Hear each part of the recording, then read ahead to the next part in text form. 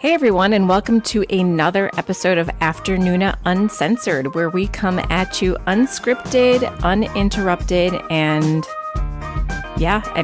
no one's taking anything out of here, so uncensored for you all. Hey everybody. Hello. Hi there. I didn't expect there to be any growl in my voice, and then there was. I liked it. It's sexy Leah tonight. That's how we like her. Yeah. Something I've been thinking about lately is like, where do you get hit in the erogenous zones? And, I'm not going to get into fingers again. We're not going to do that, although we just did. But I'm a voice girl. Oh, yeah. Oh my God, 100%. Oh, voices are hot. Like, I got into audiobooks because of narrators, right? Like, I found narrators that I loved, and I will listen for a book. Especially if it's a romance and there's a sexy male narrator voice. Like, there are certain narrators that I will look and see what other books they narrate, and will download a book from Audible based on that. Ooh, I like that. And then, we're not sponsored by them, and I have given them a shout out before. So, get on, let's get a business relationship going. But I'm a big fan of Dipsy, which does like short erotic audio bites. And it's made by women, and they kind of came up with this idea to do kind of like a headspace for erotica. And so you can just like listen to like short, sexy, super filthy little like sound bites of things. And it's good because like when you hear people just like talking dirty, it's hot. I think I said before that I'm not really a fiction audiobook listener. It's just like, I don't know, a weird like something that I have that I just can't do it. Like, especially if it's like a romance book. You're missing out. I know. But I love the idea of audiobooks. Like, I support that. It's just like a personal thing. But anyway, so when I have to pick narrators for my audiobooks, it is extremely difficult. And I think part of the problem is like I have an idea about what my characters sound like. Right. And like no one's going to sound like they sound in my head. So I'm picking these like narrators, and I'm like, I don't know, none of them sound, and they're all great. Like, objectively I know that they are like great voice actors. But for me, I'm like, I don't know. It's like, I just got to give it to like, I have to give usually I've asked my agent before. I'm like, who sounds good? I don't even know.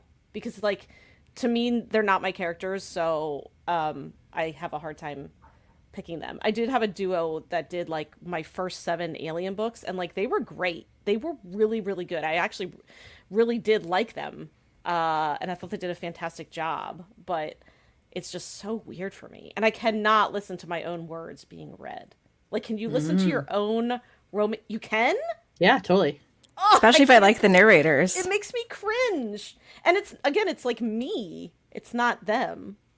I hope none of my audiobook narrators. I mean, I will say that I found it interesting listening to audio of like sex scenes, because like, somebody all of a sudden will be like, and I'll be like, whoa, like that was in italics. Some people can do it really, really, really well. I think I've mentioned her before on the podcast, but Julia Whalen is one of my favorite narrators. And she also is an author herself. And her most recent book is called Thank You for Listening. And I think I mentioned this, and it's about audiobook narrators. And like, the trope of it is there is this male narrator who nobody knows who he really is, but everybody loves his voice. And there is somebody like that. There's more than one guy like that in romance audiobook land. If anybody's looking for a voice like that, I highly recommend Sebastian York. But it was a really fun like conceit to play with that idea that really does happen in Romance Landia. And I like the sex scenes, especially when they're done in a voice that I find super sexy. And Julia Whalen does super sexy male and female voices, which I think is really hard to do. Well, we've talked a lot about what our favorite butter-voiced K-drama actor from The Coffee Prince. Lee Sung-young? Yeah. Am I getting the name right? It's See, now you're going to catch us trying to do names on the fly. I know, Lee Sun-kyun. I know. So we had a comment today, on our Instagram that was like, "How do you guys remember names?" Yeah, it's Lee Sun-kyun, not Lee Sun-kyun. Kyun. Okay. And I was like, "Well, we often edit out the time that it takes us to like Google, and then also say the name 3 times to make sure we're saying it properly. Like we edit that out. It's not. We usually edit out like Leah's notifications and Like, shut up! Shut up! Shut up with my notifications. if it was the first time it happened, I would have let it slide. I'm popular. But 'tis not. I get plenty of texts. I just I mute my phone. Like, do you know that there's like a one-stop shop to mute your phone? You know what? Amy? I love you. But yes, I will say Lee Sun-kyun, like he could read me. I don't want to say the phone book because that's cliche. He could read me like the ingredients to a bottle of Tylenol, Yeah. and I would jizz in my pants like Andy Samberg. I'd pay to listen to it. Yeah. I'd pay to listen to that. Well, we're all watching Alchemy of Souls right now, and Lee Jae-Wook, right, Yeah. has his voice does something to me. It's a good voice. You know he can sing too, right? I haven't looked it up. look it up. I don't want to see him any other way Okay. right now than Yeah. as anyone else other than Jung Wook until I Okay. finish. Well, I mean, I actually had to just like stop. I'm like, no, you can't be this good at this many things. It's like, forget it. and be only 7 years older than my daughter. I can't get past that. I can't. Like, this is what I keep saying is that he's too much man for 24. He really is. Well, here's my thing: is that like because I've also been having a Dong moment. If anyone has been like paying attention to Instagram, like he's really just come for me again, Same. and so here's the thing: is I'm older, but I could have been in high school with Dong Wook. Like I could have made out by my locker with him. Right. Whereas when I'm watching Alchemy of Soul and looking at like the character Jung Wook, I'm just thinking I could have carried you to term in high school. And so love is blind and love doesn't know a number. It doesn't. But I do try to be like, do I want to like It's not healthy, but here's the thing. is it not healthy though? Because I mean But like I'm not having like dirty thoughts. Like, I am deeply in love with this man. Yeah, it's a totally different. It is thing. so pure. It is My so thoughts- pure. My thoughts about Lee Dong Wook are not pure. I'm not pure either way. I'm going to be just candid. Like, look, this character, we're going to get to Alchemy of Souls next week. So I'm just going to hit pause. But I just want to say this character has fucked me up. Yeah. Fucked me up. Fucked my morals. Wait until you get to part 2 because I You know can't. what? Yeah. I'm going to just jump right in because, one thing that we do in the Uncensored is this or that. And I'm just getting my first one out of the way. I only have one for each of you. So just so you know, that's all I got. Yeah. Okay. Okay. Well, here's mine for you, Amy. Oh, okay. So I might have You're to doing- lob one back at you then. you're doing a this or that. Okay. So we're going to go Alchemy of Souls to kick it off with Jung course. Wook takes you to Bone Town. Like you have a night where you become the mayor of Bone Town and see God. Yeah, I believe it. But then you turn to stone. Oh no! Okay. Then you run wild. I run wild You don't and even petrify. run wild. You're just going to I just petrify. You don't even get the fun part. Okay, or Kim Shin drinks your lady parts like he is in a tea room and isn't going to see you again in this lifetime. But then you have to go up the stairs of no return.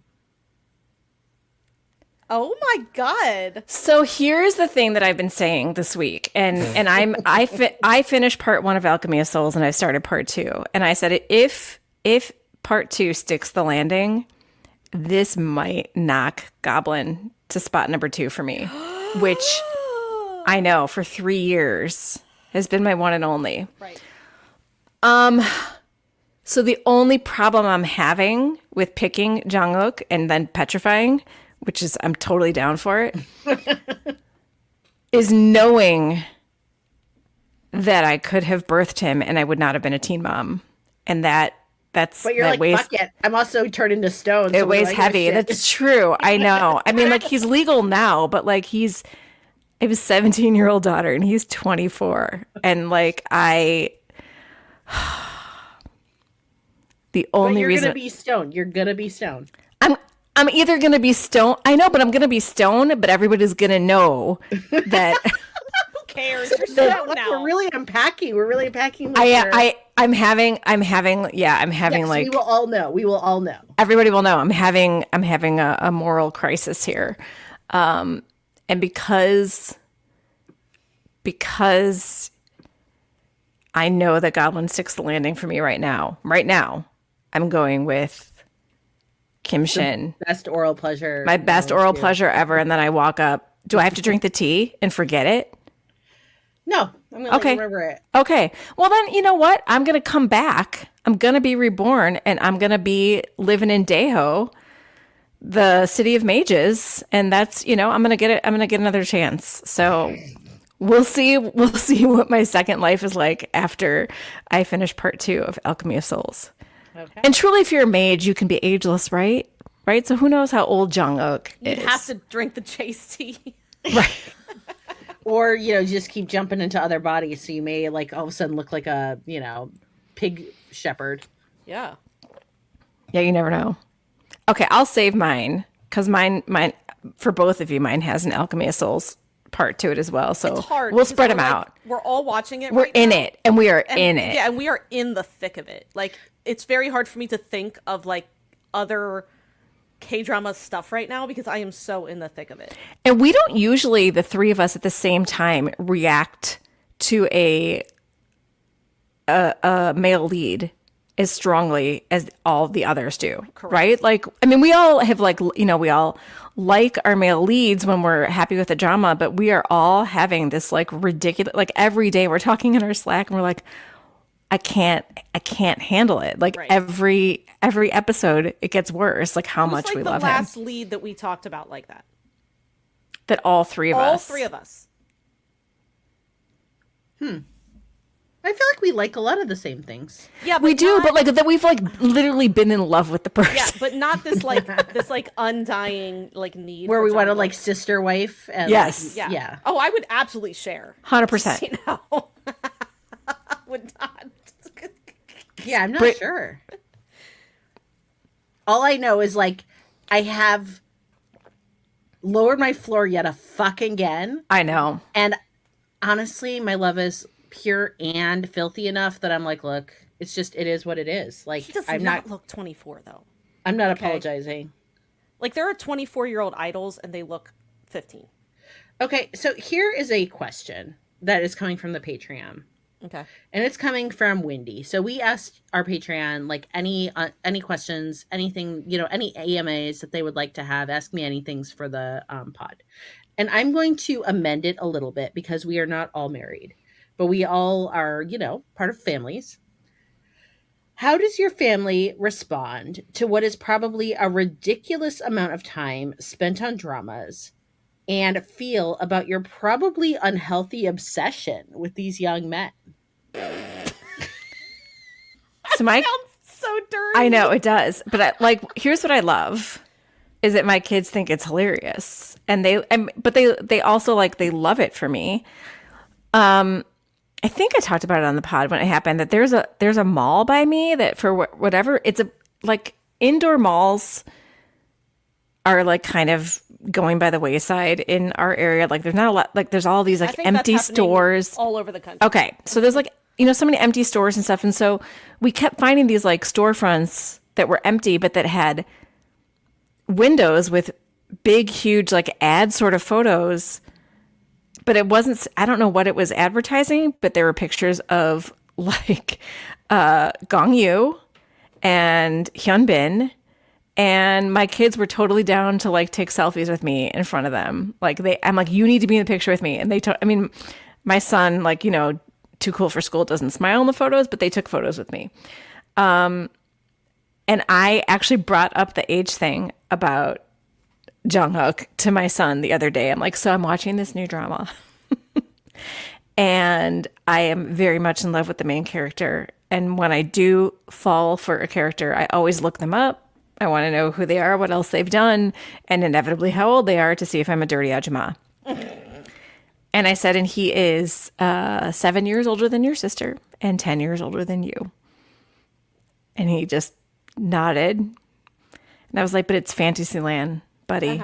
And mom can do anything in Fantasyland. I mean, he can also like shoot water at people. Like this is, Right. But so they laugh and they also, but like so I'm the divorced one, right? We're not all married. I'm divorced.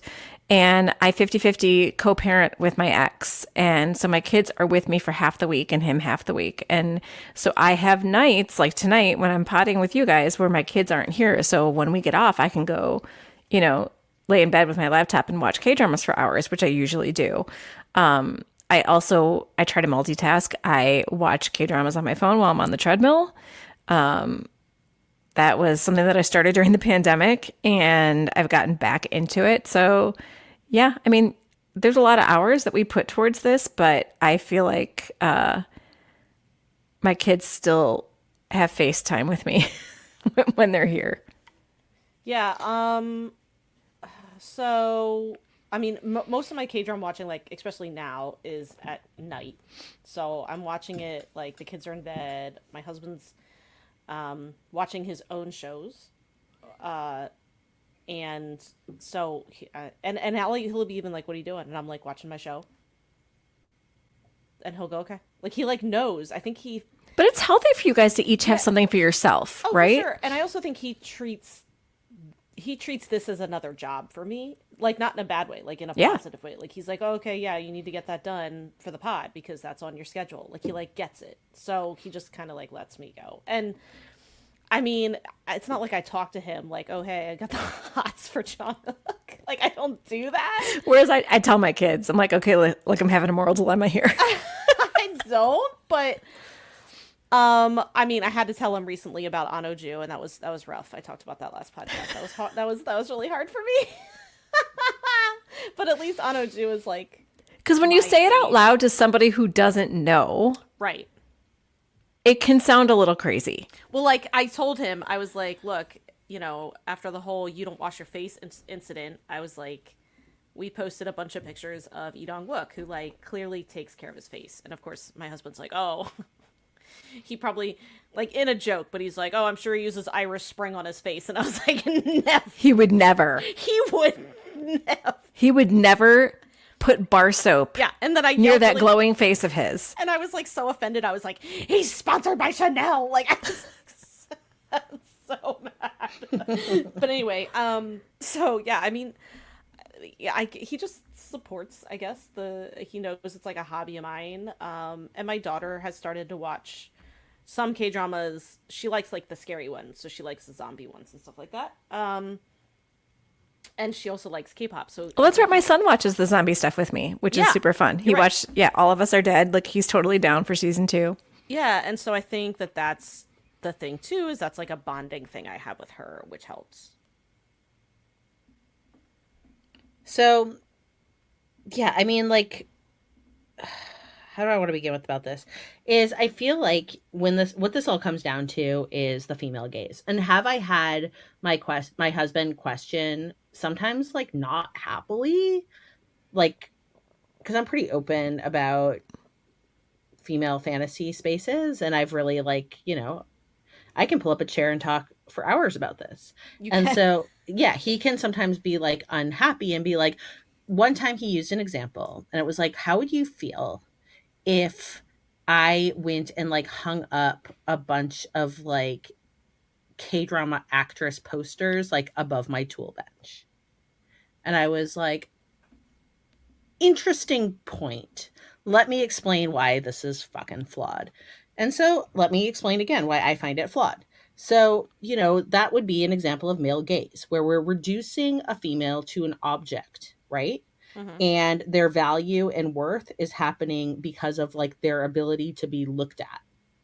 And so in more like female or feminist gaze, and look, I understand that like this is gender is much more nuanced than that, but you know, these are two terms that we've got, so that's why I'm going with this. Is for me, women have been looked at and objectified for so long that having a female gaze actually puts us back in our bodies. And I'm not coming up with that. There's like a noted non-binary filmmaker who kind of came up with this idea of like basically saying that the female gaze is us just daring to look back and being like, you know what? Rather than like being reduced to disembodied objects, we're going to look back at the men. And that's a really powerful thing to be able to do. And look, for, I mean, if you have lived in a female body, you know that like self-worth, value, our like ability to like, you know, be seen as whole people really end up being defined by how men see us often. And Justine Bateman even has like had to come out with a book called like Face recently. Have you seen any like the media around this? Yes. Where essentially like the bravery is that like she dares to like have a face that's like a 60 something year old face or like a late 50s face. Like she's aging without anything, like without pharmaceuticals, and yeah, like she's aging. And I'm going to say, I don't give it, like, I had a conversation about this with a friend today who sent it to me and was like, you know, I love this. And I'm like, I love it too. And if you choose to not, and you choose to dye your hair or get work done, I love that for you too, as long as you're doing it for yourself. Right. As long as you're doing it because you feel good about it. Mm-hmm. And so, you know, I'm not going to like be like, yes, we must look one way, because we get to have that choice of how we want to show up. Who do we want to see in the mirror? It's just that like we want to, what I encourage us all to do is to step away from like how we putting our value to how, you know, a man may look at any of us. And so I guess for me, I feel like being able to be in fantasy spaces and act as somewhat of a voyeur ourselves is really powerful. And Margaret Atwood, like when I like looked up like some quotes on this, Margaret Atwood has this like really powerful little quote that's like, male fantasies is everything run by male fantasies. Up on a pedestal or down on your knees, it's all a male fantasy. That you're strong enough to take what they dish out, or else too weak to do anything about it. Even pretending you aren't catering to male fantasies is a male fantasy. Pretending you're unseen, pretending you have a life of your own, that you can wash your feet and comb your hair, unconscious of the ever-present watcher peering through the keyhole in your own head, if nowhere else. You are a woman with a man inside watching a woman. I mean, Wow. Yeah. whew, Wow. I never love heard Margaret that. Atwood. I love Margaret Atwood so much. Well, And so this is like an attempt here for us to reclaim the gaze and to be like, you know what? We're looking back now. And that's great. And that's important. And that's powerful. So that's my take on it. yeah, I mean, I agree. And also, like, I mean, I don't, that's also, it's mine. Like, I'm watching these dramas, I'm consuming it. So, and what's interesting to me too is it's about the actors, but it's also not. Like I'm sure they're all, you know, fine dashing people. Like, but where my fantasy spaces are like the characters that are being Absolutely created on the screen. Like, that's what I was going to say. It's Jong-uk as a mage. Right. It's not just that you saw a picture of Lee Jae-Wook and were like, that dude's fucking hot. I'm going to print out a picture and put it on my wall. Yeah, like it's the whole package. It's the performance. That doesn't do It's the anything way for he me. makes us feel, right? Like we saw him in Move to Heaven. We did not have this reaction. Right, It's true, but look, if you want to put him on the wall, Right. you want to put him on the I wall. do. Also I've just got wanna Lee say, Min like, Ho in my bed. and so for me, my whole point is that like, can we really truly objectify a man like a man objectifies us? And I'm not even going to go out on a limb. I'm just going to stay hanging off of the fucking trunk of the tree and say no, because you know what? Men objectifying women has become like part of a structure of like, you know, patriarchal culture, and cis men that it like, they're not oppressed like that. Right. And so at no point can like anyone be like, "Oh, I feel like you're like," I'm like, "No, like you're not losing any power. Like a man's not losing any value if they get older. If anything, they're seen as like sexier and more powerful and more accomplished. Like all these things, I'm just like, no, it just make like it's just not even it's like saying like reverse racism exists and it doesn't. Oh, right. Yeah.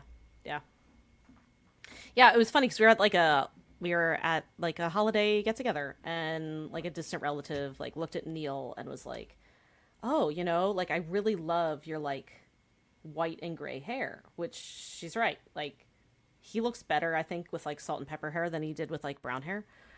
And meanwhile, I'm sitting there with like gray hair because I haven't dyed my hair for like a year, and I'm like, well, but yeah, and this relative was like, well, of course I dye my hair because if I didn't, I would look like a witch. And I was kind of like, but like, and not for her. Like this isn't like about her. This is about like beauty standards. Like why is like he attractive and with salt and pepper hair, but like us women are like, oh, but we're gonna look like witches, or we need to, it's like the beauty standards are sucky, and it's yeah, it was just a weird conversation that just what you said made me think of it. So, if you want to dye your hair, dye it. If you don't bother. And that's really funny that you're saying that because I'm in that position right now where I have not dyed mine in like a couple of months and I have some outgrowth of gray. And I'm like, I'm contemplating, do I want to keep dyeing it? Because right now for work, I use like colored spray, like just to spray my roots because I'm not ready, and it's for me that I do it. I don't care what people at work think of me. I just like to go out. Right. Knowing what I look like. But I have a fear of getting like caught in the rain or getting really sweaty and looking like Rudy Giuliani, during Four Seasons landscaping. Yeah. I forgot about that moment. History. I do worry about that. I do. That is American history. It is. Okay, can I do a question from the Patreon? Because here's a good one. Go for it. Okay, so this one comes from Lauren in our Patreon. What scene from a K-drama have you rewatched clips of the most? Oh. I don't want to answer this. I want you, Megan first. No, I don't want to answer this. Yes, because I know what you're gonna say, you dirty birdie. Because last night I sent you a clip and you're like, I just watched it. I did. Look, I wasn't even lying to you, just so you know. I know. So, like, do you know the meme right now that's like me and then it's like the ghost in my room?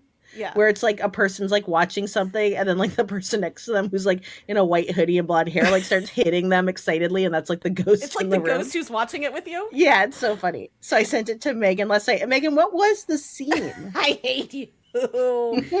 It was episode 6 of Kin Porsche. I knew it was going to be Kim Porsche. Timestamp. I actually don't know the timestamp.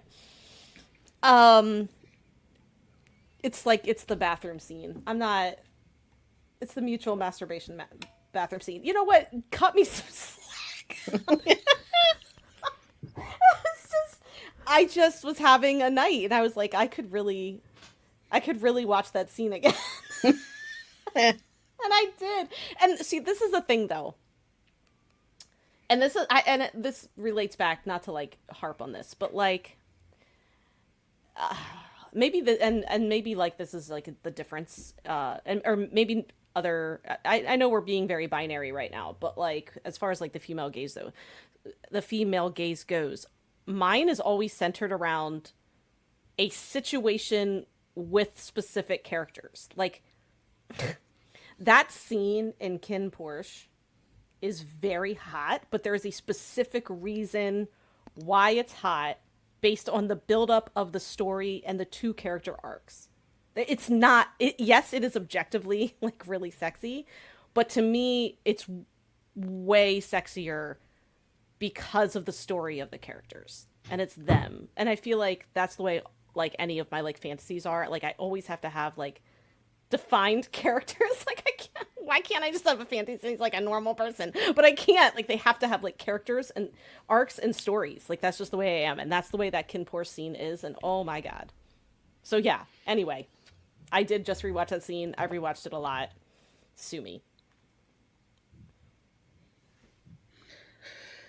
I mean, if we're gonna go like, I was thinking less dirty, but if I was gonna go with a dirty scene I've watched, I mean, hands down, I know what it is, which is Love in the Air. I know. I rewatched that right before I rewatched. You're the best, right? You know, like the writer. Yeah, I'm gonna teach you how to ride. Yeah, make you the best writer. And And we have actual like mimicked entry, and Oh it's my like God. Jesus. You can see the point of penetration. It's insane. I'm like, these guys. I have can't done believe this Amy before. hasn't watched it either. Love in the Air is so good. I haven't. Yeah, but I mean, if Not for any reason other than time. Like I'm I just know. keeping up with what's for the pod. I know. I don't have the capacity that you do, Megan, for know. consumption. I know. But this is just like, let's see, what else? What else do I watch? That's like, okay, I'm like, definitely mine's gonna go in such another direction. I know so. it is. Okay, why don't you do like some cute, like virginal Please. one, and then like I'll think of something else. Well, I'll think yeah, of I mean, they're one- super virginal, but they're high intensity for emotional reasons. I mean, look, yeah, I think but our I'm- readers I think our listeners will prefer. Oh, yeah, not me it's- saying I like watching, Rain get entered. Rain is I have no problem with rewatching sexy scenes. I don't get as much of them in the K-drama space Yeah. that you guys are getting in No, the BL space. BLs are wild. Okay, but tell us Yeah. yours. Well, I mean, the last couple minutes of episode 11 of The King Eternal Monarch. Called it. I knew you were. Yeah, I mean, on the horseback with the sword, because swords are apparently my sexuality. Yeah, saving her in the middle of the street. And then this is not healthy, but like, close your ears if you have not, for whatever reason, watched Goblin and you want to. But you ready? Okay, close them. I'll tell you when I come back. Just fast forward like 30 seconds. The tea shop, Reaper's tea shop with Kim Shin and Untak after the white truck. And the visceral emotion that I, for some reason, like to experience over and over again of watching Kim Shin lose his ever-loving mind. Yeah, why do you do that to yourself? I don't know, but I love it because that is like peak Gong Yu. That's like the goat Gong Yu. Like the fact that he can go from being like so funny like 1 minute to that sort of like raw emotion. Like I remember when we watched the bonus stuff after, when they were doing like the radio show type thing. I remember, I think it was Lee Jae-Wook talking about like how like rough that was to like be in the room like when that happened, like I can't even imagine. Yeah, I love it. I love a good performance. But to get a little bit sexy, I have also rewatched the Up Against the Door scene in Coffee Prince with Gong Yu as well. So I was gonna say, if I'm not going for full penetration, Tybia Love in the Air, that I just the heart wants what it wants. I am going with Coffee Prince as well. And I am going with when Hankyul returns to the coffee shop to confront Unchan and does that famous episode 10, like, I don't care if you're a man or an alien, gets her up against the whatever mural thing she's drawing with chalk, and they have a fantastic kiss. I love it. I love it so much. That's the one I rewatched the most. Yeah, I love that because the whole message of that scene, the whole idea of like loving the person and, everything else just sort of falls away. So, okay, so my non-dirty scene that I have rewatched several times is the motorcycle scene from Crash Landing on You. Oh, yeah. I just love it. There's like the slow-mo shot of him without his helmet on. He's saving her. I have the GIF of it saved on my phone. Oh, it's just so good. It's so good. And I say GIF with a hard G, just so y'all know. Yeah. It's I great. say It's great. GIF. I mean, I would say, like a non-sexy scene. I love that. I rewatch a lot of Healer, and I can't even pinpoint a scene. I just All the parkour. Yeah. I mean, I'll just watch like Healer montages. Like I do love, like, it's not even the kiss on the rooftop that I like. It's the moments right before the kiss when he has that indecision, when he's like, after he saves her in the elevator, because he's like gonna walk away. Right. And then he kind of like does that lip bite thing that Lee Jae-Wook does when he comes back. So it's not the kiss, it's like him battling with himself. And how about the elevator save itself? Yeah, and then the movie theater date. Oh. The hand-holding movie theater date. Oh my god. All of that. I rewatch. And I have rewatched a bunch of I Am Not a Robot, but that's also the same. I have like, it's very hard for me to rewatch those scenes because my emotional attachment to that drama is off the charts. So I have a really hard time watching even minor clips of it. Like I see like Woo Sung-ho's face and I'm like, oh my god, can't even take it. Can't take it. He's so good. Oh my god, he's so good. Let's see. What's another question that we had? Oh.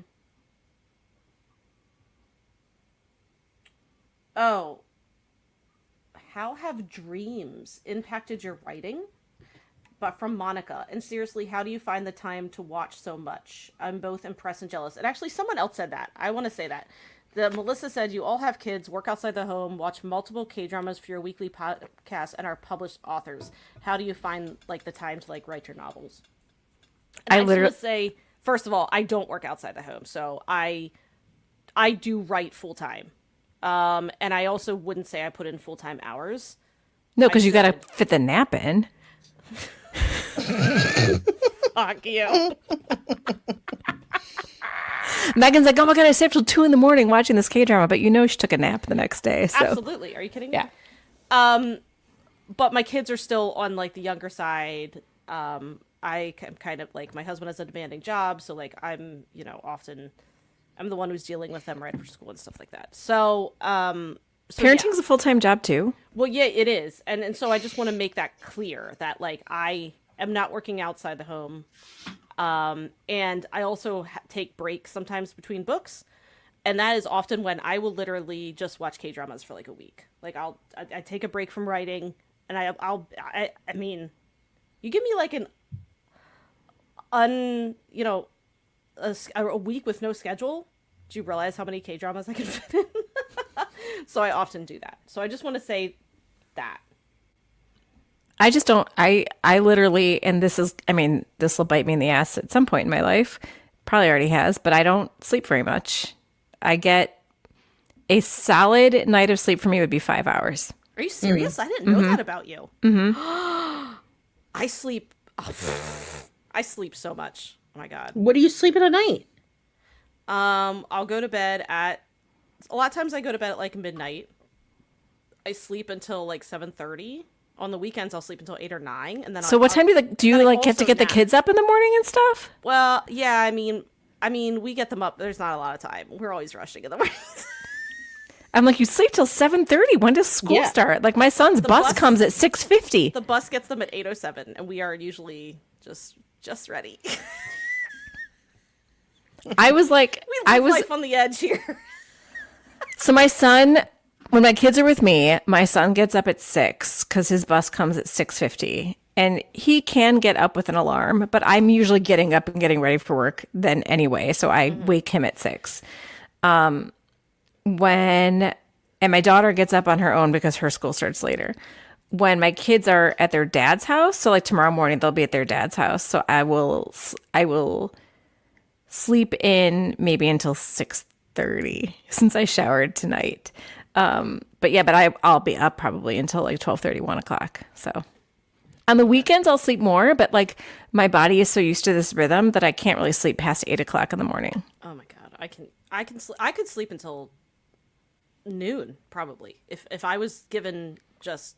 So you can still do like the teenage sleeping. Absolutely, I will probably always. I can't wait until I'm like 85 and I'm not like old lady who's just like always napping. I can't wait. So, like I've said many times, if I could take a pill that would let me just never sleep, but like also wasn't like meth, then I would take it. I mean, there are pills that let you not sleep. Let's be real. Yeah, but I mean, like if I could keep health and wellness, Yeah, I'd be fine to never sleep. I would prefer it, honestly. I feel like it's wasted time. I'm a big night owl. Like, Yeah, me too. So I was up till 3 last night, and I got up at 7. Why? But that's What were you not doing? normal. That's not normal for me. I wouldn't say that's like my regular. What was I Oh. doing? Watching Alchemy of Souls? Well, yes, and. So, look, we've had some people who've said, please don't talk about K-pop on the podcast. I'm going to talk about K-pop on the podcast. No, do it. I want to hear. it's your podcast. You talk about what you want. I'm going to talk about what I want. Okay. And what I want to talk about is the fact that, we all know that I'm obsessed with Min Yoongi, aka Suga, aka August D. No. And he's having, his album release next week. He's getting ready to go on world tour. And I am in that shit fucking deep. I am in it up to my nipples and beyond. And so there's just like content dropping left, right, and center. And I'm just hanging on by dear life. So I got to put in my time commitment. So I work outside the home.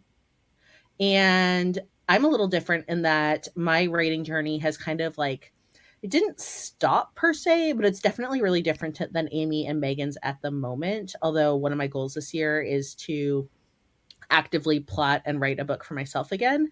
But what I ended up doing around 2019 was starting a business with my agent, where we essentially are a production company and we work with, major publishing houses, and we plot and conceive books. And I can explain that at a different time. So I'm still part of the writing process. I do write usually a book a year, kind of through contracts related to that business. But since about 2018, actually, I haven't been like writing under my own pen name and putting things out actively. And that was a goal for this year. It still will be a goal I will execute. But right now, Mama just wants a lot of BTS in her life. And they're going to be in the military, and they're going to be shipping off, and then I'm going to have nothing to do but fucking write sad ass books about, whatever. And so, so I work outside the home. I have a side business doing book production. And then I like check in and hang and do my BTS fandom consumption. And am just a filthy fucking animal rolling in that. And then I think, you know what? I gotta like put that bear to bed. And then I jump into Alchemy of Souls, which is a whole other disastrous bed of filth to roll around in. And I started that last night at midnight, being like, I'm just going to finish this episode. And like 3 episodes later, I was like, okay, now I'm going to go to fucking bed. Right. And then it was 7:00. And I don't live as dangerously as Megan, but I'm not as responsible as Amy. And so we get up at 7 in our house, and we're out the door by 8. Yeah, we live dangerously. And I mean, I would say when you're K-pop group or your K-pop soloists, if you're not in K-pop, you might not get it. But the amount of content that these people put out when they have like, it could fill every hour of the day. I can't even explain. Like, they must work round the clock because they put out so much stuff, and it's hard to keep track. Like, because there's just so much content. So it feels like a full-time job. This is a great transition to our Kpop Rec of the Week as well. We had a special request for this one, which we were really excited to do. Yeah, so I was really excited about this suggestion because I meant to make it a K-pop Rec of the Week, and then it kind of like fell off my radar and I forgot. So the K-pop Rec of the Week this week is Number Boy, and it's by Holland. And Holland is one of like the few out K-pop idols. He is, out as gay. He is very fabulous. His music video has him wearing all kinds of fun stuff. And if you are a fan of BLs and have seen Roommates of Poonduk 304, the very handsome Kim Ji-young is in Holland's music video because Holland was in Poonduk, which I did not realize, but Holland he's at the very beginning. So, so all around, it's like a really cool video. I really like the song. The song is very good. And I think you should check it out. So it's going to go on our Spotify playlist. So once again, that is Number Boy by Holland. So Megan, this or that for you. Mm-hmm. Okay. So you get to have a lifetime with Sad Shower Eun-gi. But the only thing he ever wears is a soaking wet boomer alien towel, shower towel around his waist. Okay. That's his clothing for life. Okay. Like even walking. Always. It's all he. A dripping wet white towel. Head into like a ramen place and he's just sloshing in his bare. Yes. Or so you have a lifetime with him, or a lifetime with Dong Wook. But he not only never washes his face, but he also never bathes at all. Oh, no. I will walk with a toweled Anbohyun Eun-gi. Absolutely. A dripping towel, like soaking wet. I don't care. I mean, does he need to go out much? We don't. Just order in. Order fucking like in. DoorDash. Order in as he just makes like a moldy spot on the couch. That's fine. I'll put plastic down.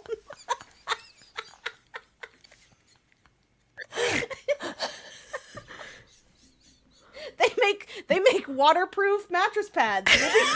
I'm just buying a shit ton of Febreze. Can he change out his towel? Nope, same dripping, and it just stays wet, like soaking. Stop! I'm crying. But does it like turn to like pure black mold in like a day, or is it just always It's wet? a magic towel. I don't know. It's a magic alien towel from wherever. Because I mean, like if his dick is moldy, No mold. He does not have a moldy dick under there. like, can he take the towel off for business time? There's always an underneath. Just up under. I mean, there is, but then you've just got the wet chafing. I don't care. I'll suffer. You'll eventually care. At first, It's like his cold, damp, chafed balls. I'm eventually gonna care if Dong Wook never ever bathes. Are you kidding me? He's a mage. He can always smell great. You never know. Wet balls or never ever wash. can they use baby wipes on their butthole? Baby wipes. Is there mage approved baby wipes? Can they use a bidet? Mage approved baby wipes. All right, Leah, I really want to give you yours. Can I just give you yours? Oh my god. Yeah, please. I'm going to give you yours. Okay, so here's Leah's this or that. So yours is Gudong Mei, your lifetime with him. Okay. Ooh, again. Gudong Mei. Okay. But he not only wears toe socks all the time, but also the toe shoes. I have a pair of toe shoes. Keep going. No, you do not. I fucking do. I'm picturing Gudong Mei with toe shoes. I have No. fucking Vibram toe shoes. I don't wear them very Of course much, she does. but I do have them. So keep okay. it going. Surprise me. Oh, man. Or Dong Wook, but he has a Billy Ray Cyrus mullet. Billy I Ray Cyrus. gotta look up the moment have to again look just up to the- see. That is a sight. Like to the behold. 80s Billy Ray Cyrus yeah. mullet. That's a sight to behold. But everything else is the same. Everything else is the same. Same with Gudong Mei. He doesn't have he doesn't have like musty moldy balls. Like Put a scarf on Dong Wook's head and never see it. And we've got like their personalities essentially. yeah. Yep. Well, you know what? Like I failed this one because I didn't I should have realized that you would have toe shoes. Okay. And by toe shoes, folks, I do not mean like ballet point shoes. No, Right. shoes were. I mean the each shoes that individual. has the toes. Right. Okay, so neither of those are a deal breaker for me with that character. So now it just has to be which one. Yeah, which would you choose then? Sandwich in more to. So here's the poster. Here's the picture of Billy Ray. I can put this in the that's show a notes. Bad mullet. It's a bad mullet, but you know what? Can you picture that on Dong Wook? I can, and I'm just thinking like I kind of don't fucking care. Like Yeah. I really don't. So Gudong Mei. Love the man, not the mullet. Yeah, so look, overall, I'm going to say Gudong Mei is kind of a bummer. Like, I don't know if he's living his best actualized self. Like, could he... What if all he needed was a good pair of shoes to make him feel Like, would he hate fuck me all the time? Yes. And would that be good? Yes. But, like, do I want him always to hate fuck me? Right. That sounds Like, I feel like terrible. you know what I'm saying? Like, sometimes I just want to eat a sandwich. Stop it! I'm crying. Eat a sandwich. He's like, put that Subway down. It's like, put that shit. I need to hate fuck again. You fucking your bitch. skirt. I'm just gonna glower at you. Or, you know, I'm trying to watch a K-drama and I look over and he's just got his finger on my fucking skirt stroking it. And I'm like, May, just fucking give me some space, some personal bubble space. Or he's just standing behind you with his arms crossed. Glaring, like anytime I look over, he's just there brooding at me. I mean, like, do I like it? Yes. Would I be sad and mad about it? No. But like, what's healthy for me? What is like a healthy thing? And I feel like Jung Wook is a healthier choice in terms of like a whole life, right? And so I'm just gonna fucking like grab the bridle that is that Billy Ray Cyrus mullet. And just fucking, I don't know. I've never been into pegging before. I don't know where I'm going with But that. if you can ride off into the sunset Jong Wook would do it for Yeah. you. with the mullet as your reins. And put some stirrups on. Jong Wook would do it for you. Yeah. Jung Wook with the big mullet who, you know, and I mean, like, look, go Gudong May on holidays. And yes, he would. I mean, he would always glower. Like, Yeah, which is hot. It's just like, oh, all the time. Sometimes I'm like, a little levity. Like, can you imagine her trying to make a joke to Gudong May? And he like just goes and cuts someone's pinky off. Yeah. I'm like, Gudong May, how do you wash your face? He's like, fuck you. He's like, bend over. I'm like, oh, it's been the fourth time today.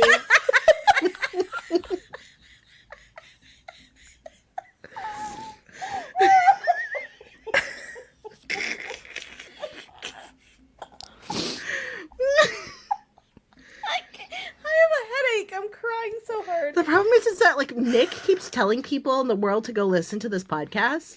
I'm like, no, don't do that. You don't want your coworkers and colleagues. This is not the gateway. No. No, absolutely not. This is not their introduction to Leah. This is the joke's on you for not ever listening to my podcast, Nick. Welcome, colleagues. Oh, shit. Well, you know what? The question I had for Megan was like fucking G+ rated. I mean, it's like a Bambi movie. That's I need a break. Okay, well here you go. Because this one, it has no sex in it, and it's I wouldn't say it's boring, but it's very. It's great. But at least nobody's balls are wet. So Yeah. No one's got wet, drippy balls. There's no Stop, mildew I cum. can't. Okay. he just walks in a permanent puddle. And just like the smell, like, you know, when you haven't like washed your bathing suit. You know I don't like the smell of wet human. You know that. Oh. And I still chose him. Yeah, I can't believe it. I can't believe it. Okay. So would you rather watch dramas, and I mean every drama from this point forward, with a person who just fucking hates them Oh my god. and eye rolls and judges you the whole time, Okay. but they're quiet? Okay. Or watch a drama with somebody who just fucking loves it like you do, loves it with their whole soul, but they just talk the whole goddamn time. So Like about the drama. I talk to my, like, I always watch dramas on my phone. It's just like that. I don't know. That's what I do. And I like, especially now that I've been watching Alchemy of Souls, I'm like talking to my phone. And like my husband will always be like on the couch kind of, and he'll be like, huh? Are you talking to me? I'm like, no. He's like, oh, you're talking to your drama. Okay. I need the silence. I want to be able to talk when I want to talk. So I don't care if someone's judging me the whole time as long as they keep their mouth shut. So that's the one I choose. Because I wouldn't be able to stand, like, the chatter, you know? Not when my Jong Wook is, like, doing something fancy. I need to pay attention. Okay. Well, so you're telling me that you are somebody who can center your own enjoyment of things to the disregard of others, and that is a superpower Oh, well, I just to wouldn't- me. Well, I think my son rolls his eyes while I'm watching stuff, so maybe I'm just like immune to it now. Oh my god, Okay, so look, my head hurts from laughing. I can smell mold now. Wait, oh wow, this is one of the questions that I did want to answer. And actually, Okay. Leah, you answered that you'll pull out a PowerPoint for this. So Oh yeah. yeah, it's from Lisa. Which drama have like only you watched and you really, really want the others to watch?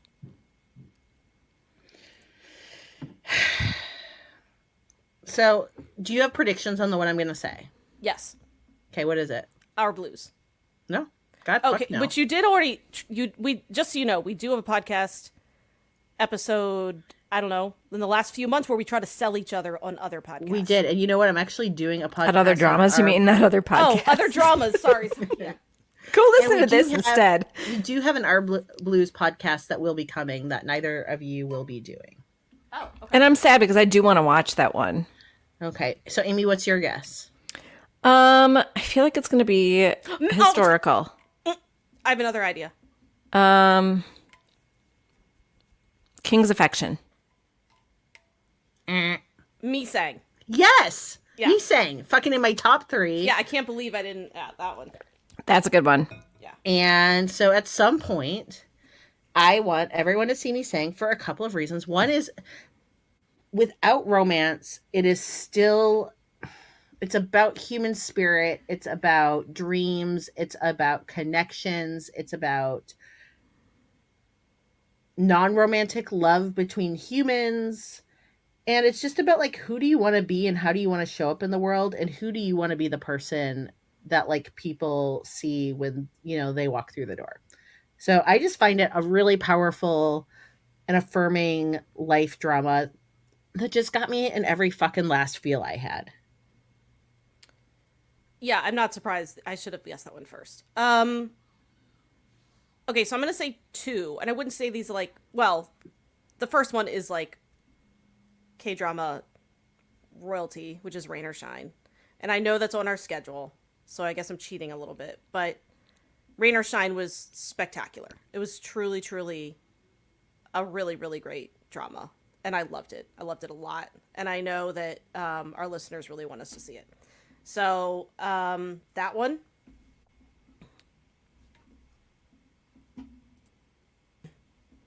And then I really want Leah to watch this, but I think that Amy would really, really like it too. And that is a Japanese BL called Jacko Frost. It was so cool. I was really surprised at how much I like this drama, and it's amnesia trope. Amnesia Okay. trope done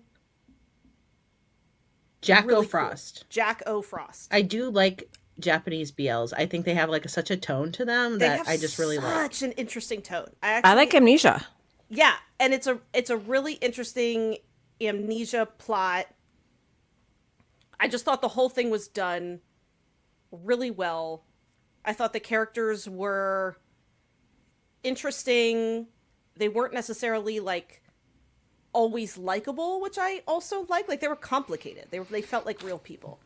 And yeah, I loved it. I thought it was just really, really good. And I feel like I heard like almost no one talk about it, and it was really, really good. So I don't know if I have one that I'm like out of my mind about that I've watched, you know, that you guys haven't, because I feel like you both outwatch me to begin with, and I also feel like I've been very, very lucky, and the ones that have been like my top dramas have been ones that we've covered for the pod. But I do think one that you would both like, that I would definitely have to rewatch if we ever did it for the pod because it's been so long, is Legend of the Blue Sea. I knew you were going to say that one. Yeah. And I want to see it very, very badly. Yeah, it's a fun one. It's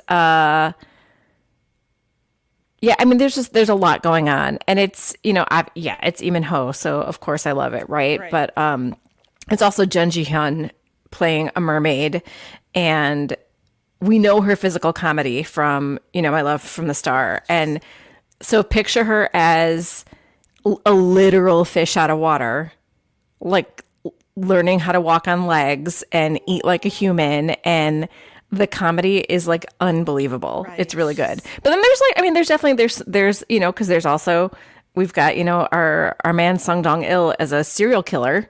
So there's he's some, not funny at all in it. no. So wild. Yeah. That was the first thing I saw him in. And I was like, well, this is a creepy dude. Yeah. No, he's Sung Dong Il. I do want to see it. I do. But it's like, you know, right now I feel like Alchemy of Souls is just. Oh, yeah. I mean, that's what I'm saying. Like, me. it's one that I think, you know, we can put on the list for like, you know, down the road. Because I do think you would both enjoy it. Another one from Aaron. Which K-drama is the worst offender of shitting the bed on the ending? I mean, I feel like I've talked about this so many times, but I'll never shut up about it. The King Eternal Monarch. Yeah, I'm going to say 25-21. I understand some people like the ending. I didn't. You know which one I really didn't like that I think about a lot because neither of you have seen it and it could have been just fucking rad is Memories of the Alhambra. Oh, I thought you were going to say... Okay. What did you think? I remember you told me about the ending because I wanted to know. Yeah, I just felt like it left ambiguous, but not in a cool way. I thought you were going to say Something in the Rain. No, Something in the Rain closed it off. It just shat the bed. Like, so I would say it salvaged some ending. I'm thinking of like, I guess what I'm using as a metric is like the very end. Okay, as yeah. opposed No, to, that's like, fine. The final quarter. Right. Something in the Rain was amazing, shat itself in the back like the back quarter, and then kind of like found some footing. Right. Okay.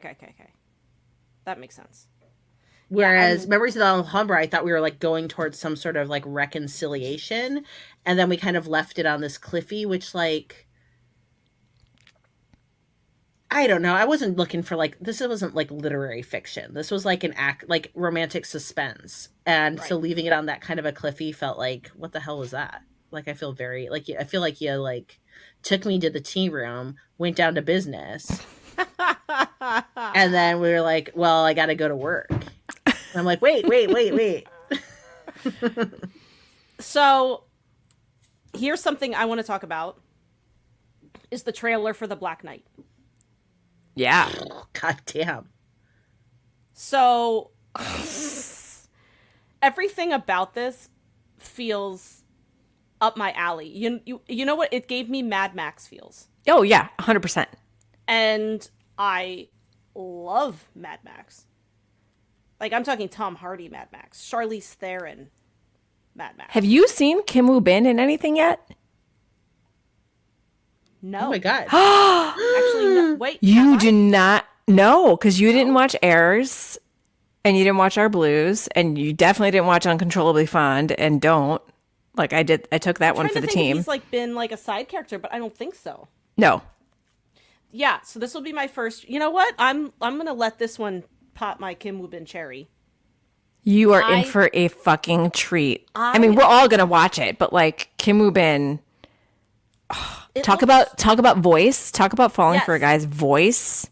And his like stature Holy fuck. is very cool. But this movie, so I mean, I'm gonna say just It's a drama, not a movie.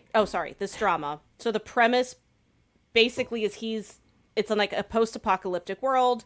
He is a delivery man who delivers oxygen. And obviously oxygen is like very precious. Like there's like no air in this post-apocalyptic world.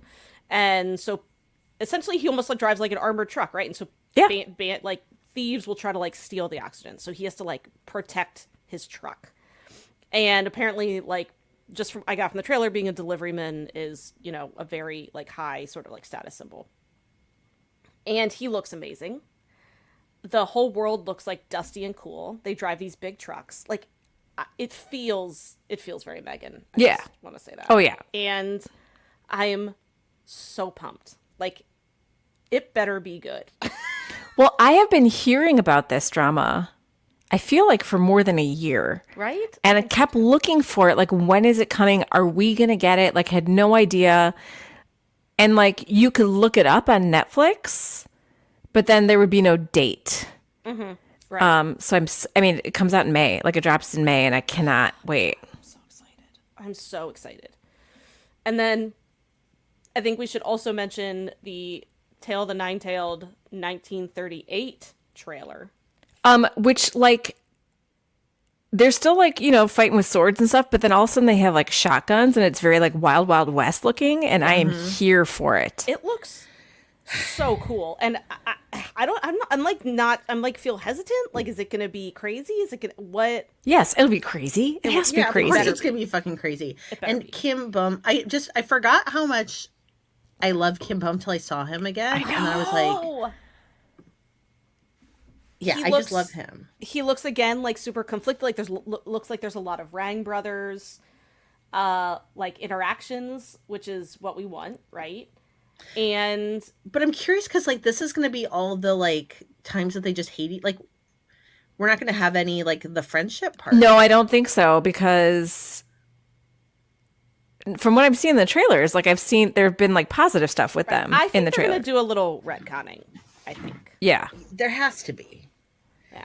And then somebody said, but I've gone back and looked, and maybe I just didn't see the right thing. Somebody mentioned a Moogie, No. Well, but I don't know if they were just kidding with me because I haven't seen a Moogie. I mean, you can't really be an intern. No, but you can just And- be like a fucking like a busboy. I don't know.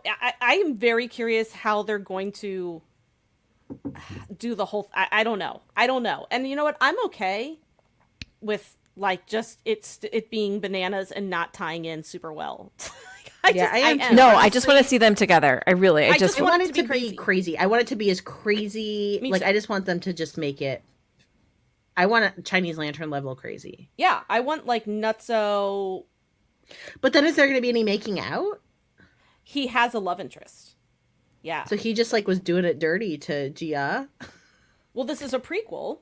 Yeah. So I'm just saying, is it like, he's okay. just using like getting his side hustle while his like true love is reincarnating? right. Oh. Waiting for her. Yeah. Oh. Yeah, I remember that. Yeah, it'll be interesting to see how they tie in the lore of the first one, if they even do. They might not.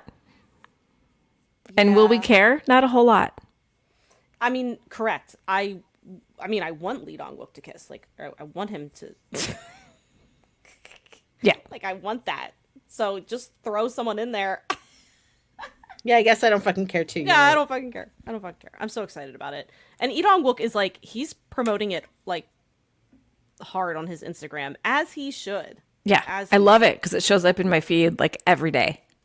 Same. And there's like 2 trailers. I do feel like this is getting promoted better than a lot of K-dramas. Like, I feel like sometimes they're just like, oh, here's a K-drama, and I've seen like a 15 snippet trailer and that's it. Whereas I feel like these got like 2 full-length trailers. They got like the character cards. Did you see those? They have like like all like character profiles cards. Oh, fun. Yeah. For like him, Lee Rang, the Lee brothers, not the Rang brothers, because it's Lee Rang and Lee Yun. Yes. The Lee brothers. Get it together, Yes. Meg. Their names, they flip it. Yeah. Anyway, and then like the love interest and like, yeah, anyway. That's cool. 'Cause they've been on Twitter too, the character cards. Ooh. I know. So, as I say, speaking of trailers, this is not for a K-drama, but the amount of messages on Instagram that I got yesterday was April 11th, for the trailer of the Marvels dropping, because everybody knows that I'm a huge Marvel fan, but additionally, we're all huge Park Seo-Joon fans, and Park Seo-Joon is in the Marvels. And I'm watching this trailer,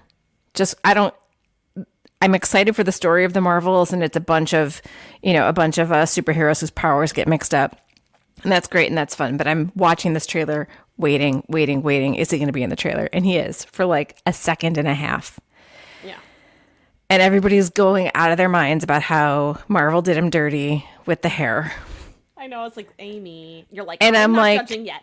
No, I'm not judging know. yet. I know. I'm not judging yet because it was a 1.5 second view of him. Yeah.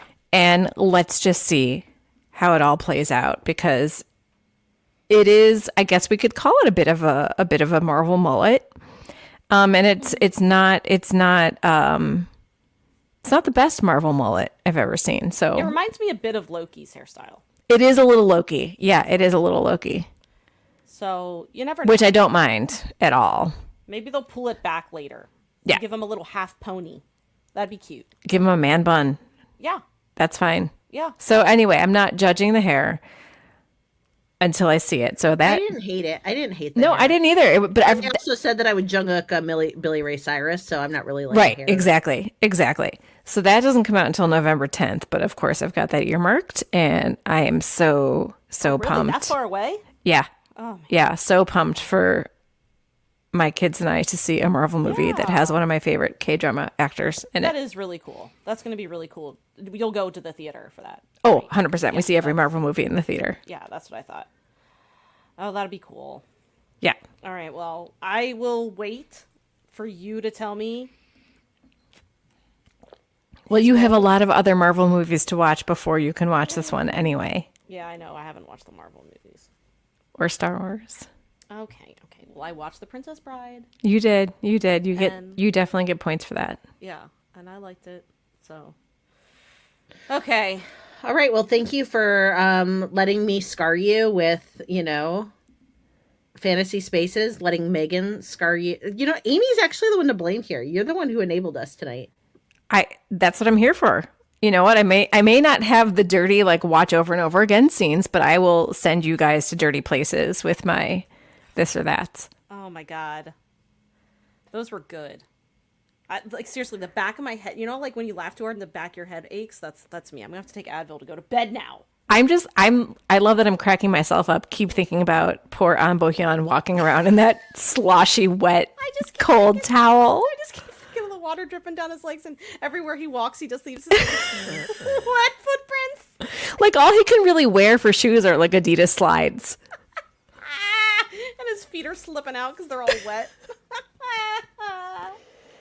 And just the sound. Did you ever listen Right. to Shel Silverstein when you were little? Yeah. My mom used to play Shel Silverstein tapes and records for us, and there was one about the Yippee Yuck. And it was this is a non sequitur, I'm sorry, intrusive thought. It's okay. But it was about the Yippee Yuck was this little creature that bit on his toe, and he's and that was 15 years ago, and now you know exactly why I walk so slow. And there was this sound that would come on that was this wet slap that was Ew. and so that's what you'd hear everywhere that An Bo-hyun walked. It's just this wet toe slap on cement. Well, you know what? You I'd hear still him go coming. for it. You hear it coming, and you know it's business time. You're is somebody peeing? Oh no, that's just Ungi walking across the hardwood floor. I would just need to give you a lot of, I think, antifungal cream. Yeah. But okay, but here, I'd he still takes showers. Yeah. So the towel gets cleaned when he showers while he's wearing it. I'd probably be on constant antibiotics for yeast infections.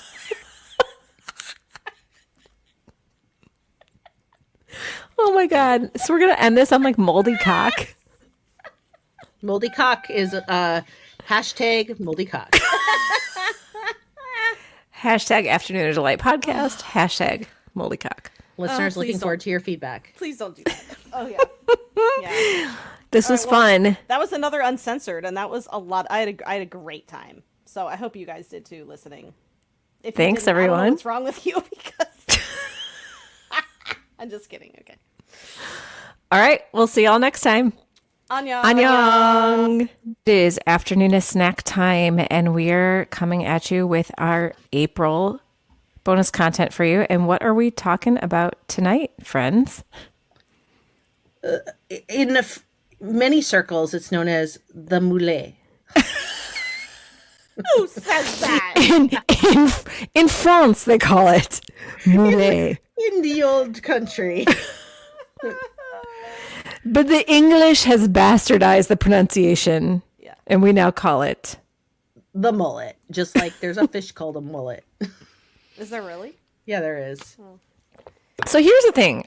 I am a definite child of the 80s. Leah, you are a child of the later 80s. Megan, you're a child of the early 90s. No, I'm not. I'm early 80s. Oh, when I was No. born. Oh, you're saying when? No, when you're growing up. Oh, right, I was right. born in the 70s. Sorry, I was confused. No, but Yes, as you're far right. as Yeah. when you were growing up, when you were going through grade school, you did not have a mullet, whereas Lee and I have both sported mullets in school pictures before. Proudly. Well, no, Proudly then. nobody helped me. That was the early. Actually, the school photo that I shared with you that I'll share with the Patreon was from 1992. Oh, that is troublesome. I know. I can't say I was a trendsetter. Okay, so I will try. I don't know if I'll be able to find mine in 2 days before this posts, but I definitely had a mullet, and I can picture myself with this mullet because I have curly hair that I straighten because I've ruined it since straightening it since college. But back in the day, I would just blow dry my sides so they were feathered and left the back curly. Oh. Yes. The guys in my grades, I'm thinking around 5th, 6th grade, the guys in my grade, if they did not have curly hair, they would perm it. So no, Leah, you're not too far off because this is late 80s when I was a freshman in high school. And that's when I remember the guys all having the permed mullets. Look, I'm going to say, was I cool? This is the photo I'm going to share was from, when we talked about the glory and how I shared I had a year of horrific bullying. When I share the photo, I'm not saying I asked for it, but you're not surprised. Oh, I think you're cute. Oh.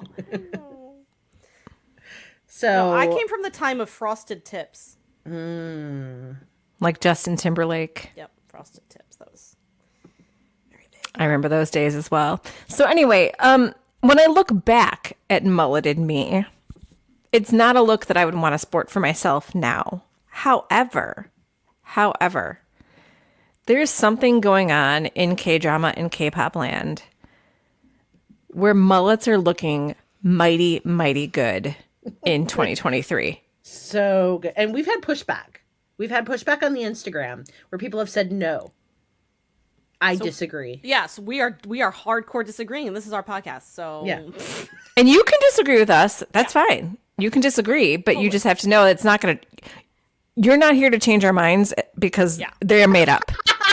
They're made up. They're made up. We love the mullet is back. The mullet is back, and we the love mullet is back, baby. Yeah. So this came up today because I had sent Leah a message in Instagram of Kim Ji-hoon. Okay, and if you don't know who Kim Ji-hoon is, where have you been all your life? But if you don't know who Kim Ji-hoon is, we were introduced to Kim Ji-hoon in Flower of Evil, and I won't say much. I never do say much about Flower of Evil because I don't want to ruin it for anybody. If you're just not sure, oh ma.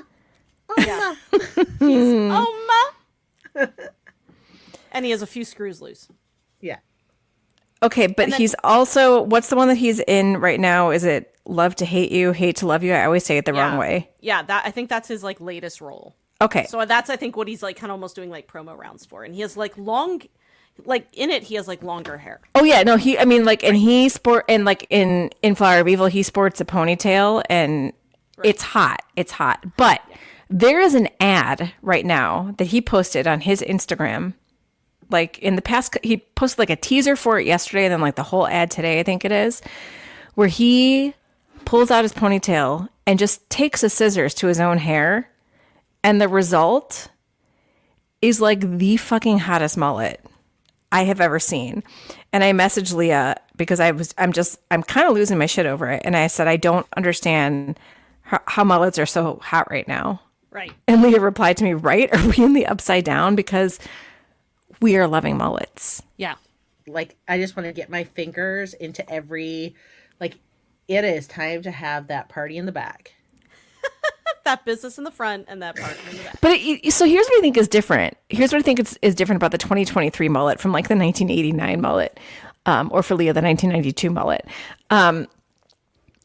It's not business in the front and party in the back. It all fits. It's one big freaking sexy party. Mm-hmm. That's what I think really is the difference. It's a rave. Right. It is. It's like a waterfall. The way yes, a romantic one with lots of like dips and steps down, not like a gushing fall, but like Correct. it's taking its time to work its way down. Meanders down the back. Yeah. So we're kind of just here to talk about our favorite mullets. And 'Cause I there's kicked a it off with Kim Ji-hoon. So who else do you have? Okay, Leah, who do you have? So, look, I'm going to go with I'm going BTS. I'm sorry. I will take it back to K-drama. But I am going to make a strong assertion. And if you are not aware of this mullet situation and you don't even think you care about BTS, I'm going to tell you this is okay. We have hit a point where we have transcended the fandom and we're now just in the general public space. Absolutely. Right. Uh-huh. Because the maknae of this group, Jungkook, has become a Calvin Klein model. Yeah. And there's nothing more fucking mainstream and hot than Calvin Klein. Correct. And this man was born to the role. And not only, and I'm not saying, like, I mean, like, he's got his abs out a bit. We haven't gotten, like, any full undie shots. We've heard teasers that they're coming. I'm fine. I could kind of take it or leave it. What has me feral is the mullet. Because he has a wolf cut that makes me want to howl. With the soft perm, too. Yeah. Totally soft perm to it. I mean, and you know I'm what? here if you for haven't seen it, here, I'm just going to say, take a minute, hit pause. Yeah. Even if you have seen it, I'm going to do it too. We're all going to do this together. Let's look at I'm it. going to open up my search engine. And I'm going to say Jungkook. That's JUNGKOOK.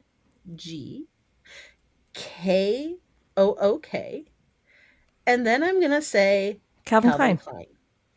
And you know what? It'll populate for you. You don't even have to type it all out. It'll populate for you. Yeah, it knows. The internet knows. It's like, yeah, we got it knows. We got you, bitches. Now just go to images. Just and you're welcome. Bob Ross this. And there we go.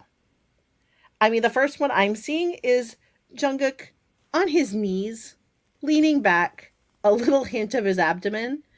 But what I'm really looking at is that beautiful little permy mullet that's just kind of like hanging down the back of his neck, saying, I'm here. I'm fucking flirty. Leah, he's got his fingers in his mouth. Oh. I mean, oh. Man. Soft perm mullet, fingers in his own mouth. Leah's going to have to leave now. And then does he take those wet fingers out? I don't know what he does with them. On the ends of his fringy mullet. I'm saying that this is a moment for culture. It is. This is a moment. This is pop culture. This is humanity. Right. And we were once monkeys. Where are you going with this? And we have evolved. And we are on a journey of evolution that I think has just stopped. Because we've hit what we needed to get to. Right. And what we needed to get to was Jungkook as a Calvin Klein model. Mm-hmm. And we're kind of like, okay, aliens, we're ready for you to come and fucking probe me all you want. Like, humanity's good now. Like, right. You want to see how far we've made it? Yeah. This is it. Like, bring it check out this, this billboard. Bring it on with your wet towels. Nobody knows what we're talking about. With the aliens, with the wet towels. Oh, the wet towels. Okay. Oh, I was. Yeah. So, a little spoiler that the coming podcast will have a lot of wet towel references. Yes. But, so you've heard it here first. Enjoy. Yeah. All right. So Megan. I just want to point out, Calvin Klein right now is tweeting about Sun Heung-min. He does not have a mullet, but that's who they're tweeting about right now as their Calvin Klein model. And it's a lot. Because I love Sun Heung-min, who is a football player, soccer football player, whatever, wherever you live and call it. So I am going to go with Lee Jae-wook from Move to Heaven. So good. grumpy uncle, a grumpy, reluctant hero. Talk about an anti-hero. Actually, We forgot about him. oh my god. Just Add him to the list. What a great anti-hero he was. Oh, he's so good. Our like underground boxer, boxing in ripped jeans with his mullet. I mean, it was pretty hot. It was a lot, but his mullet in that drama was just something else. Like fantastic. Fantastic. He doesn't have it in Taxi Driver. And I kind of mourn it because it was fantastic. He wore it well. Oh my god. Bring it back, buddy. So that kind of ties in. So I didn't know back then when I watched Move to Heaven that I was going to have a deep love for Lee Jae-Wook. But now we're all watching Alchemy of Souls, and our mage Jung-wook has a magnificent mullet. It's like a magnificent mini mullet. Yeah. Little mini, but it's there. It's there because it is definitely In part short. one. In part one, it's there. In part two, it's but not. It is absolutely like short on top. And don't spoil us. We have not watched part two. Yeah. So don't spoil us on Don't it yet. spoil anything. Yeah, I'm the only one who's finished part one, so don't spoil. It's a Like- classy mullet. It's a classy. It is. Classy interpretation. But the way he like combs it like back, and then like I just watched a scene where he was like hugging someone, so you can like see the like how they styled the back. Yeah. It's just very fascinating to me. I love it. It's magnificent. And I would say Dong Wook, Yes. who is our Guinam from All of Us Are Dead. I still call him Guinam. That's not his name. yeah, I mean, Guinam. I just want to call him Guinam because You I and love- Sue. It's you and Sue is Yu and his real name, but it's okay because he is really Guinam. Guinam's character because even though he is, what did we call them? A hambo. We Yeah. didn't call Himbo. him that. Hamby. Oh, a Hamby. Oh, Hamby. A human/zombie, and he is not a good person. No. What? the mulleted cinnamon roll that he is in Alchemy of Souls. I'm still having trouble But would I like let putting him- these two together. Yeah. Would I let him eat me? As a one-eyed Hamby, One-eyed principal killer. I mean, principal throat slitter Hamby. we have to all go at some point. We do. And it can be at Guinam's teeth. I mean, what would happen if he like, would it work if we went for like, some sort of like fucked up fanfic where he's like coming to get you? You're okay. Here, just listen. This is all coming to me right now. Oh, great. So you're a teacher. Okay. He's 25, by the way. Perfect. He's older than He's older than Lee Jae-Wook. Oh. Okay, so I'm just a teacher librarian, working in my shelves, doing my thing. Okay. And all of a sudden, it's like, oh my god, what? There's all these zombies. What's happening? Oh my god, I'm so Right. scared, and I'm so alone, and I'm Right. so vulnerable here Right. with my books. I'm gonna hide behind this shelf, and then here comes Guinam, Yeah. and like he comes and he's like gonna fucking eat you. Mhm. But I mean, then- he's got blood all over his mouth because And he he's has just one eye. eaten so many people. He's just eaten so many people and he only has one eye. And then like he looks at you and you look at him and that little flicker of humanity that like he's like He didn't have humanity when he was I'm human. giving my fanfic. All of a sudden, he's like, you're not like the other teachers I've just eaten. You're not like the other teacher librarians. And she's like, "You're not like the other zombies, are you?" She's like, you're a broken bad boy. And With a taste for flesh. and let me find some books and we're just gonna read together here and just be still for a little bit. She's like, here, I found some Margaret Atwood. Let's read about the female case. And look, this happens to me in my favorite book of poetry. And the little Hamby Ellison has like a little like bloody tear, like a little tear. A bloody tear out of his one eye, out of his one good eye. And then he leans in close, Yeah. smelling like copper and musk. And you're like, no, Guinam, I'm old enough to have birthed you in middle school. And he's like, there's no rules in Zombieland. This took a turn I was not expecting. I mean, I would read fanfic where he's like, Yeah. and then he starts like saving you from the other zombies. Oh. YN, come with me to the janitor's closet. Let's see if we can put a broomstick to good use. I only have one eye, so my depth perception is bad. So, Let's see if I bump into walls and shit. so Don't mind me. I know you have a taste for flesh, but anyway, let's bring it back to okay. Okay. How about So I was gonna say I would also what? Kim Shin. Kim Shin, his Goryo mullet or his Coffee Prince mullet? Goryo obviously is Billy Ray Cyrus. Not sorry, Kim Shin is his character. We're talking about Gong Yoo. I'm talking about the Kim Shin, Goryo, Billy Ray Cyrus, achy breaky. I mean, that was an achy breaky mullet. yeah.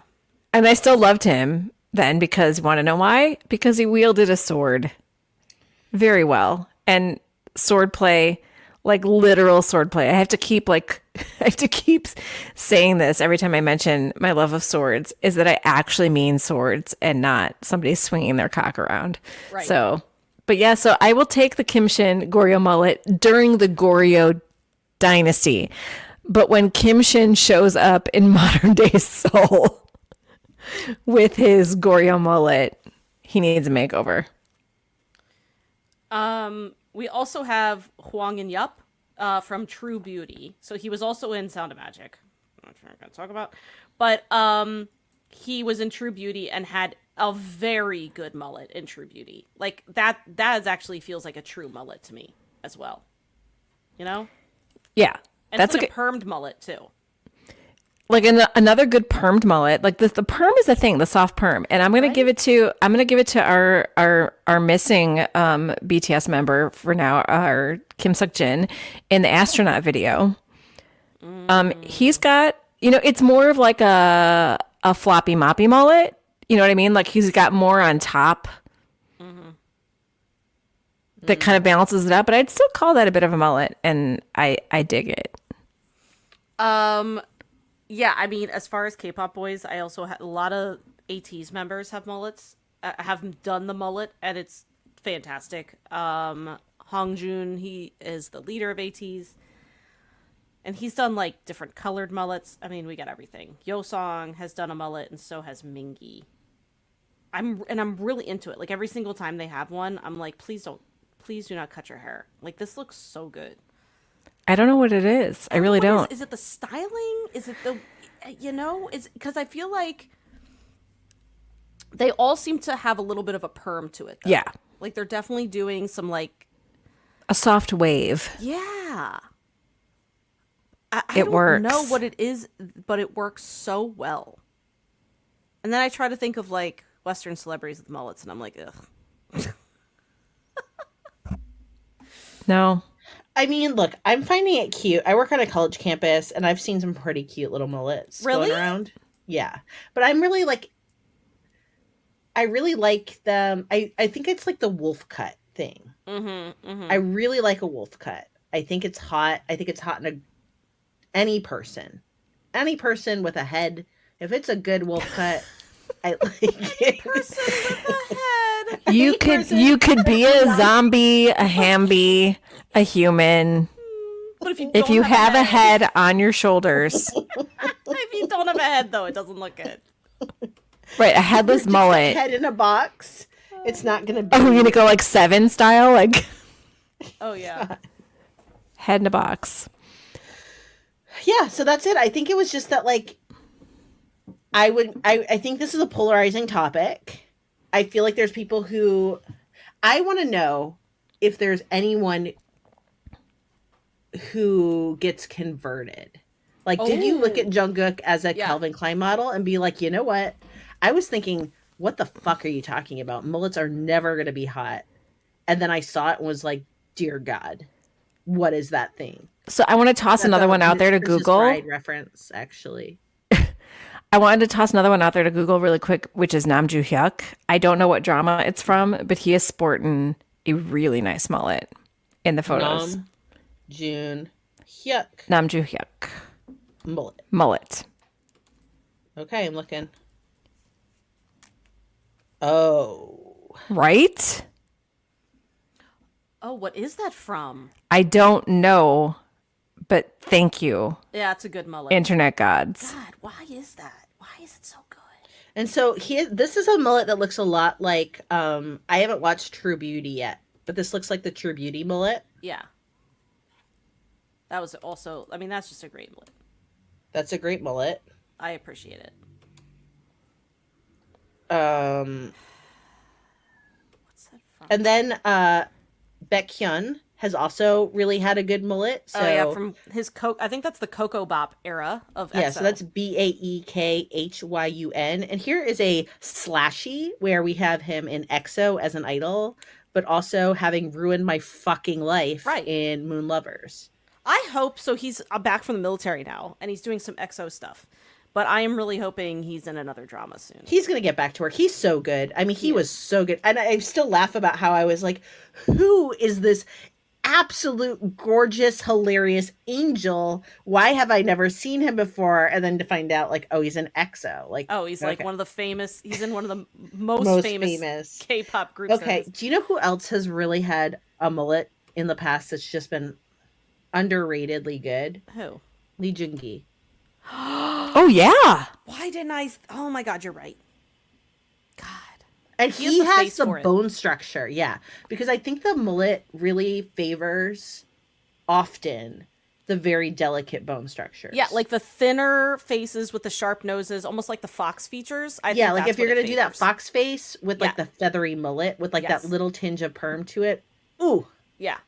And that's Lee Joon-gi. You're right. Because see, remember we always think he looks like Yosong from ATEEZ, and he's the same. He's like a prettier dude with like finer features, and he looks really good with a mullet. I'm telling you, I would be more than happy if we saw it more. Yeah, I mean, I'm just saying that I did not predict that in 2023. I mean, the mullet has been coming back a little bit, but like it really has had its moment. I feel like this year, all of a sudden, I'm like, I'm ready to commit. I'm ready to make up and bring it back. This is a modern take on it.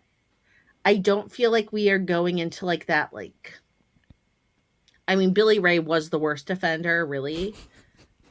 But there was just an era of like basically just having like completely short hair and then this like long party in the back. And look, I grew up in the Midwest, so we rocked some fucked up mullets. I'm guessing Pennsylvania knew its way around some bad mullets. Yeah. Like with when we had rat tails. Yeah, so that's what I was gonna say. Oh, like I had cousins that had the we had rat those. We had those. Yeah. And like, I mean, we're not talking like a Padawan, like Star Wars. Which Megan doesn't even know. Like that, there was some cuteness with that. Yeah.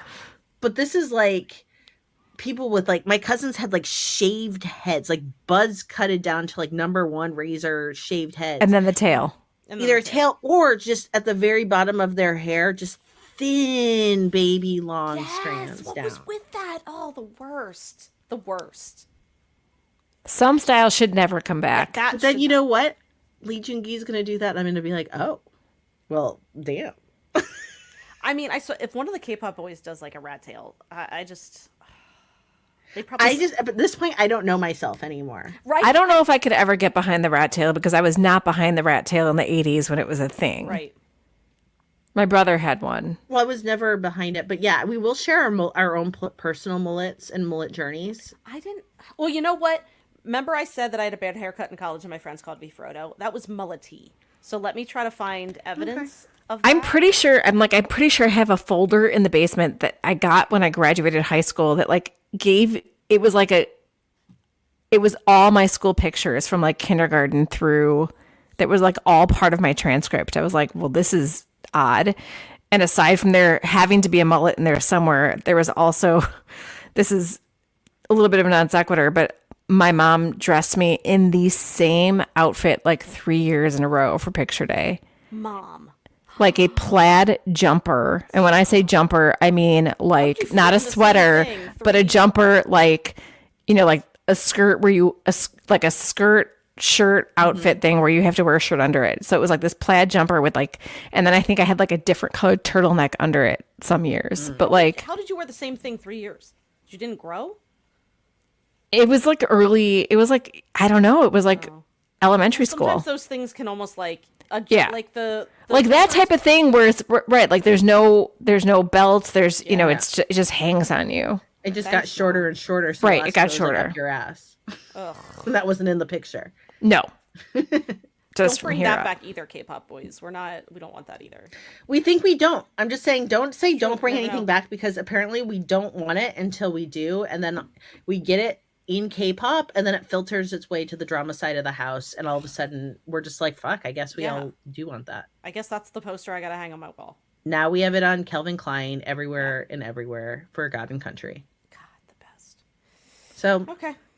All right. Let Well, us you know, we want to know what mullets we missed that you're digging in 2023. So please send them our way. And let us know if we convinced you. Or and if you are were there any already other convinced. haircuts that you think shouldn't come back, but maybe should? Yeah. Just tell us anything you want to get off your chest about haircuts.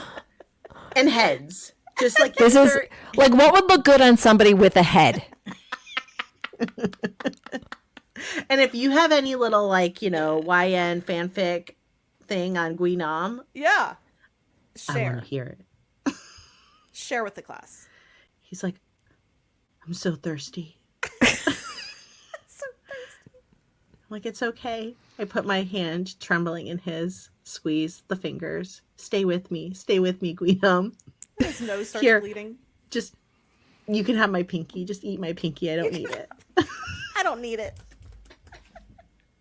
Meanwhile, he's just like screaming at you, like, Chongsan! Chongsan! I need to kill him. And you're like, Like that's all he's saying, and you're like, I get to that. understand. I understand that you have goals, honey. I know you. I like that you have goals. I like that. Guinam, hurt people. Which actually is 100% his character because that is why he's a bully. It is. All right. Well, on that note, Oh my god. Okay. annyeong. Annyeong. Kamsahamnida. Thank you for listening to Afternoona Delight. Where can you find us outside the pod? Head on over to afternoonadelight.com. That's